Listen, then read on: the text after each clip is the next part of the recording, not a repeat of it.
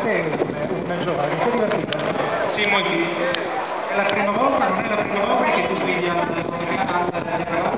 Sì, è vero.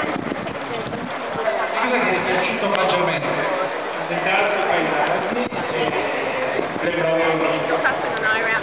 Ovviamente la salita verso il Biancavallo sulle montagne friulane e poi la Carnia, beh, insomma, procurano per gli amanti del turismo, per gli amanti del Rombo antico, insomma, erano lì davvero delle emozioni forti. Grazie e ci vediamo anche con voi a Rosanna. Ricordo l'organizzazione a Ruote del Passato che colleziona riconoscimenti legati a questa manifestazione anno dopo anno.